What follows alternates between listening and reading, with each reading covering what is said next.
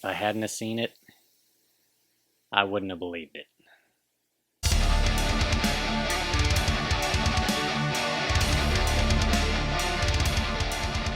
What is going on, everybody? Welcome back again to The Haunted Beard. My name is Jake, and I have been making my way through the entire Nightmare on Elm series, and here we are at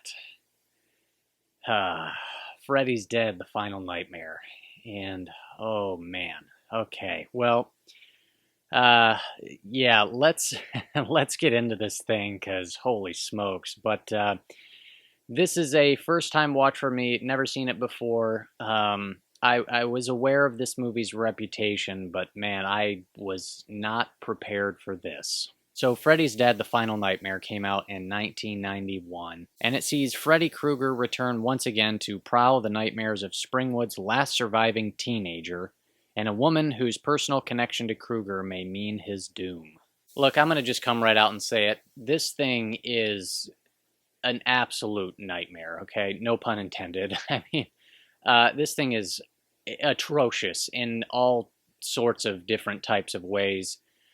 And let's get into it. So the tone of this thing is just so weird. I mean, I don't really know what they're really going for. I mean, certainly it wasn't to actually try to be scary. And so, you know, it's like, were they just trying to go for kind of like cheesy, corny entertainment?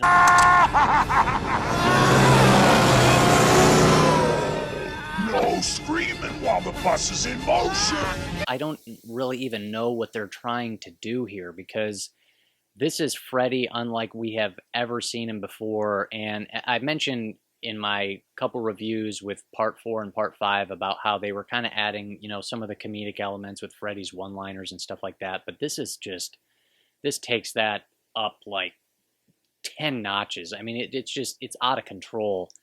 And Freddy is like a cartoon villain in this thing. I mean, it's just terrible. It starts off with this character John, and there's a reference to the Wizard of Oz, and you know, he's in this tornado and his house is fallen down, and Freddy comes by looking like the Wicked Witch, and there's just this goofy reference to Wizard of Oz there. So then our main character John is given this task by Freddy to leave Springwood and go track somebody down, and the person he tracks down is Maggie, who, spoiler alert, happens to be Freddy's long-lost daughter. The characters in this are awful. I mean, I'm first of all, I'm struggling to even remember their names. There's John, Carlos, Maggie, Spencer, somebody else, I think, but they're just the most undeveloped, thin, nothing characters.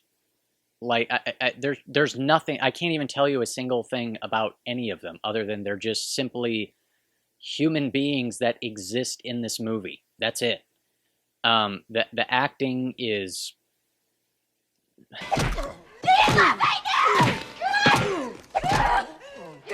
He's dead! My daddy's dead! He's dead! The acting is a little rough. I mean, it's just, man, it's terrible. The editing too, especially in the first 20 to 30 minutes, is so choppy and disjointed. There's just like, there's no flow, there's no rhythm, there's no transition between scene to scene. It's just so disjointed, and it's just really bad. The kills here are just a slap in the face to this entire franchise. I mean, they're just insulting.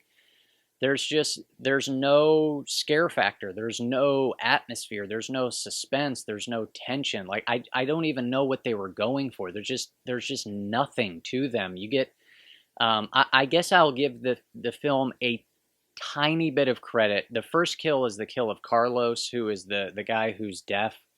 And I think the idea and the concept here for his kill could have been cool, but the way they executed it is just really bad, and it's just corny, and Freddy's just a complete goofball.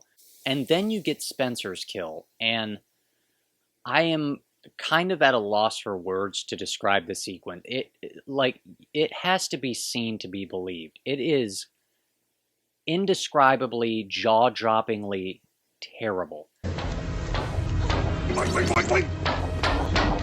This movie goes into like Looney Tunes territory during this. Like there's like these literally cartoonish sound effects that are happening, and I don't know what words to use to describe it. It is absolutely atrocious.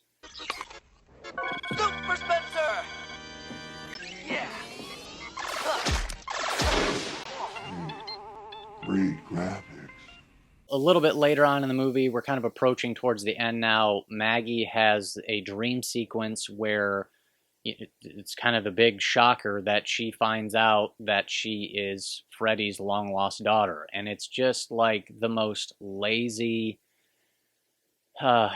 we, as the audience, like I said, like we have already figured this out. And so it's like we're waiting for her to figure this out. And the way she figures it out is like, oh yeah, let's just give her a dream sequence. Like, she'll just dream it and remember it. And it's just like the most lazy screenwriting. Like, come on. Like, there's just no effort at all. And so she's Freddy's long-lost daughter, and so she has to be the one to defeat him.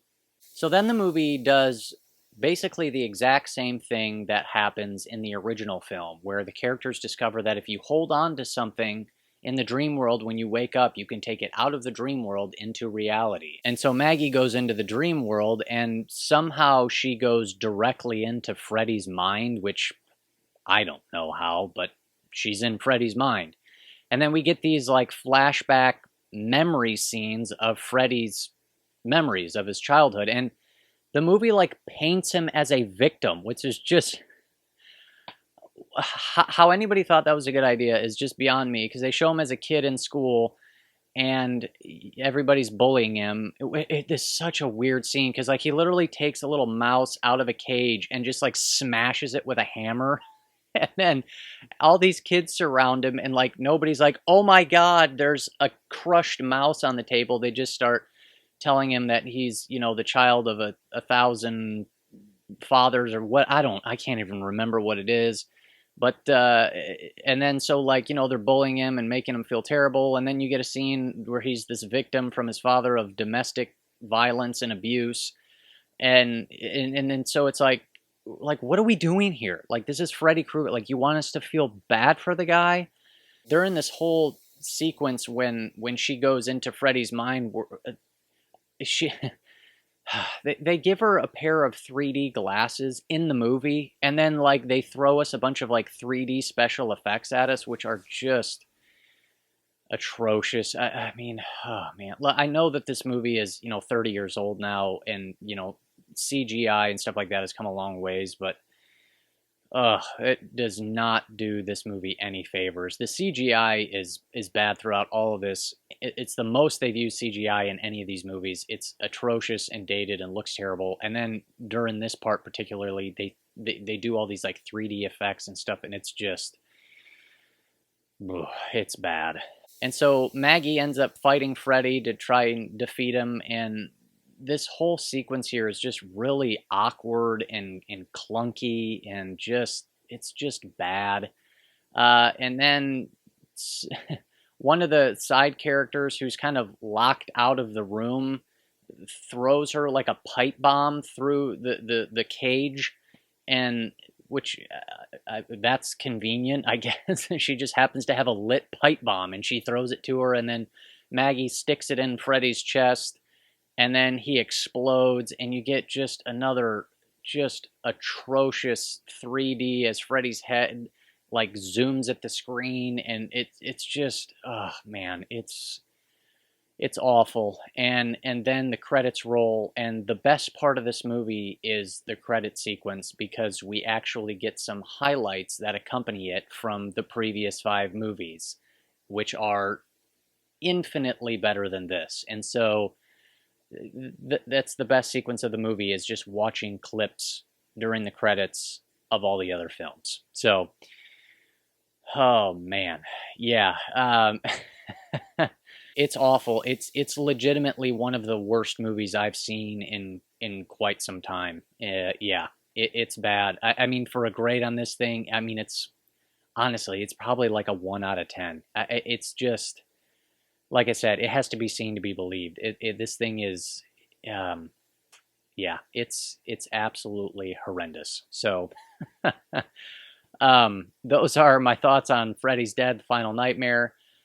I don't ever plan on watching this thing ever again. So hopefully it's just a one and done there. But anyways, we're gonna power through and keep on going. So next up is Wes Craven's New Nightmare, which I actually have seen before, but it's been a while, so I don't remember too much of it. But I'm looking forward to it, and that'll be up next.